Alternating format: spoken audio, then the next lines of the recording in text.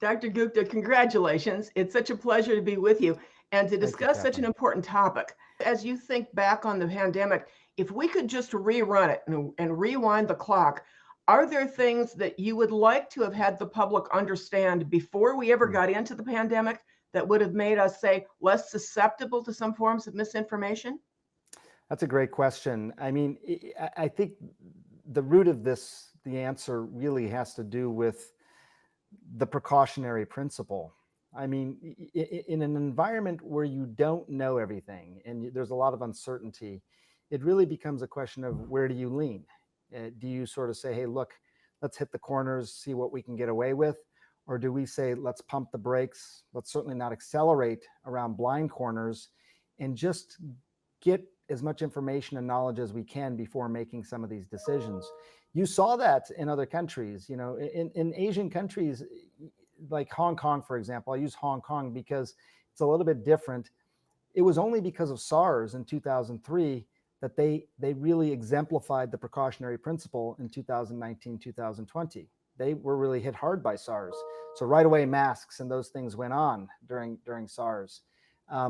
We weren't ready to sort of employ the precautionary principle here. I wish we had, but that's always going to be a debate. I'm not going to wear masks and do these things. You don't have the data to sort of prove it. By the time that data is collected, you've already paid a pretty heavy price. So how do we convince people, at least in the initial stages of uncertainty, that for a period of time, just slow down, take a breath, let's sort of exert the precautionary principle for a period of time, and then make some decisions after that. We know some people are going to hear you say that and say, well, COVID is a hoax and they've exaggerated the death rate. So they're probably exaggerating how many lives are being saved. We actually have now gotten into a world in which there are some people who challenge what we would believe as persons looking at the scientific literature, we could say that we know. Do you think that disseminating good information and debunking disinformation, debunking deceptions ultimately can make a difference with those kinds of people? To an extent, it can make a difference to an extent. I don't think it's a panacea. I mean, I wish it were as simple as that, but I think that for certain segments of the population, for all sorts of different reasons, to be fair here, it's not a homogenous sort of population in this regard, but for all sorts of different reasons, it's not just about disseminating good information.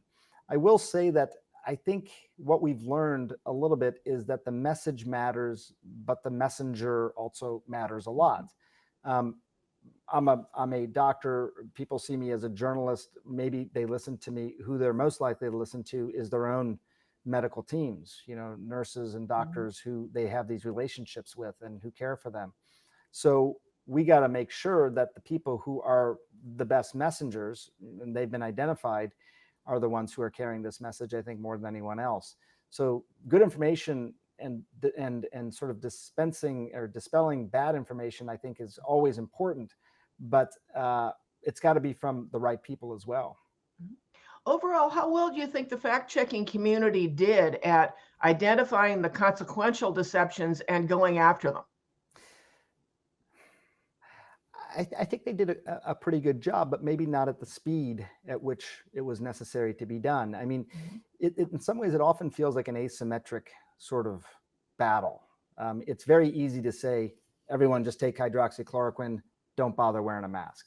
Those are easy statements to say.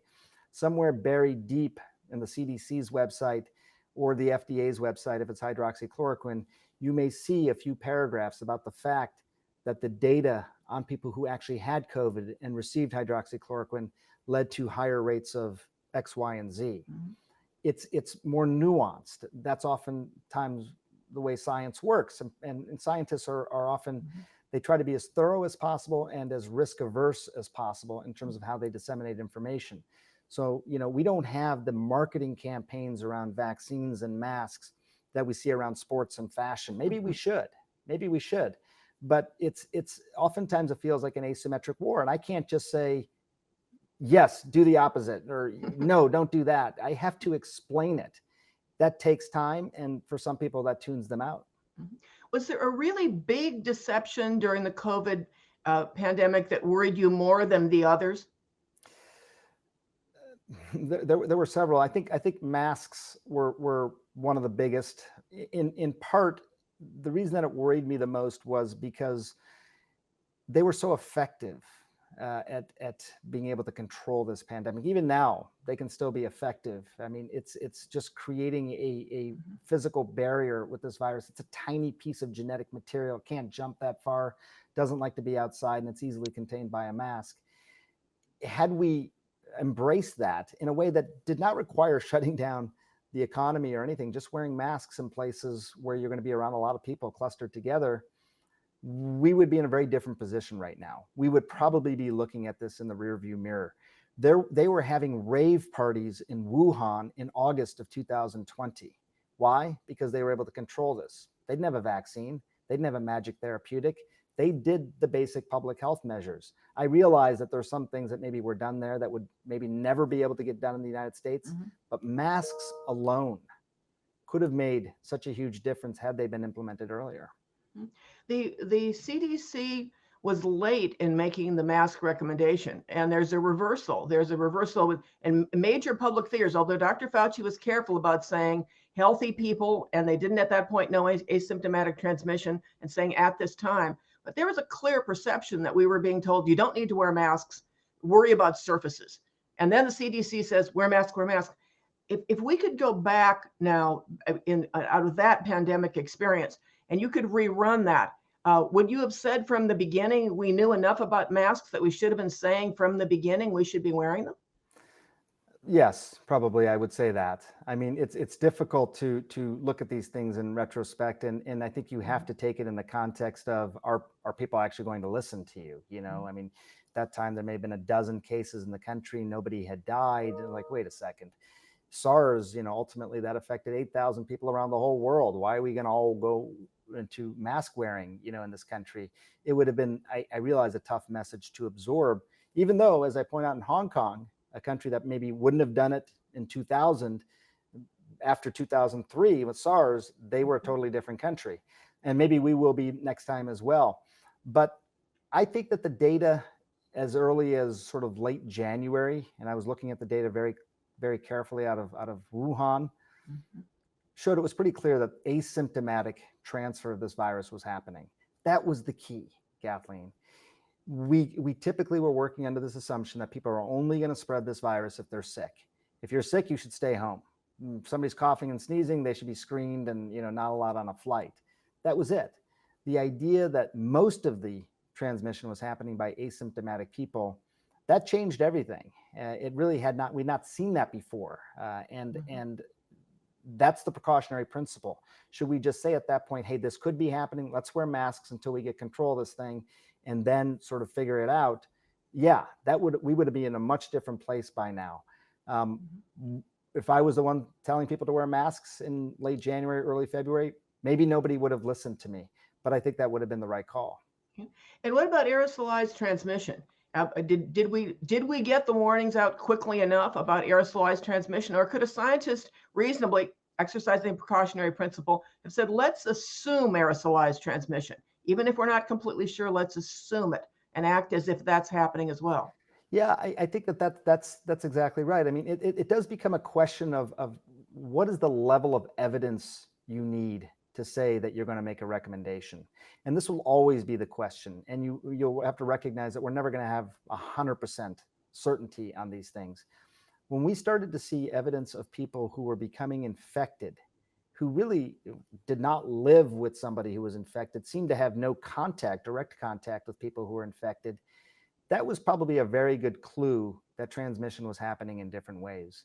It took a lot of people, beating the drum on this for some time, showing their models over and over again to basically say, hey, look, we keep talking about respiratory droplets, very important, 6 feet away, that's enough to prevent transfer through respiratory droplets. But the idea that it could spread through an entire house or an entire restaurant or whatever it may be, it just took a long time to get there, to prove that. What do you do in that interim period before you can prove something? We deal with this in medicine all the time. We don't always have to wait to prove that opening someone's carotid artery in someone who's had a stroke would probably restore blood flow to the brain. Do we need a trial of 100,000 people to say that? or can we realistically sort of predict that that would be beneficial to restore blood flow? It's that level of evidence that you have to sort of think about. What is required to make recommendations, and what are we asking people to do? If you're asking people to wear a mask, it's not like you're necessarily asking them to turn their lives upside down. You're not asking them to stop doing things. Just wear a mask when you're out in public. Dr. Gupta, thank you for asking such important questions and answering them so well. And thank you for all that you've done to incorporate a new model of fact checking into journalism by combining the preemptive knowledge of a doctor and a medical expert with an understanding of what the deceptions are, how people are susceptible to them, and how you can explain to them in English that everybody can understand why it is that science knows what it knows when it knows it. Congratulations on receiving this award. We're so very proud to have you in our list of honorees across time, winning the Brooks Jackson Fact Checking Award. Oh, well, I'm really honored. I will really treasure this. I appreciate this conversation, and I mean, this is hopefully this will inspire people to keep doing the good work.